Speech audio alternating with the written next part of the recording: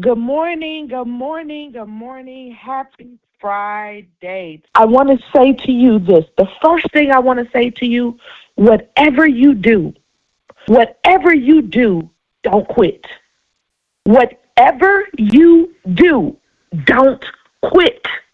Why this message matters. Okay, so last week we talked about, we studied Daniel chapter 10, and in Daniel chapter 10, it talked about how Daniel was fasting. Daniel prayed, he fasted, he sought God, and for 21 days, Daniel did not see the answer. He didn't see the answer. Then God sent an angel to Daniel and told him something powerful. And for those of you who weren't on the prayer call last week, I want you to go back and I want you to study Daniel chapter 10. It's so powerful. Daniel, God sent an angel to Daniel, and the angel arrived and told Daniel something very powerful. Again, this was after Daniel had fasted for 21 days. The angel appeared to Daniel and told him, he said, from the first day you humbled yourself and you prayed, God heard you. That's what the angel told him. And then the angel went on to say, the problem wasn't that God didn't hear you. There was opposition in the spiritual realm.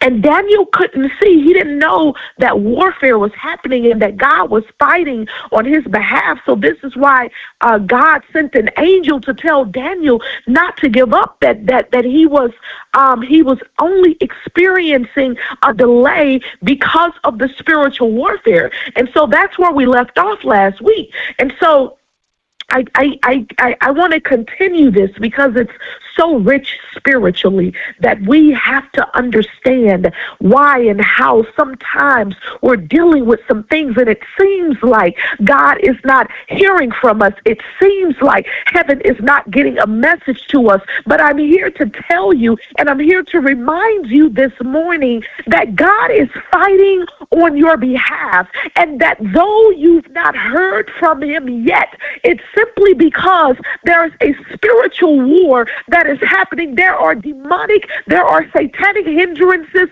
There are things that's happening in the spirit realm that God is fighting on your behalf. So just because you haven't heard an answer yet, I'm here to tell you this morning, do not quit. Do not quit. Because Daniel didn't only have to trust God through the delay. Daniel eventually, and this is where some of our stories pivot. This is where it seems to go from worse to worse. Okay, so Daniel was fasting 21 days after he got off of his 21-day fast, and then God sent the angel to tell Daniel that he heard him and that he was fighting on his behalf. So then here's the next thing that happened.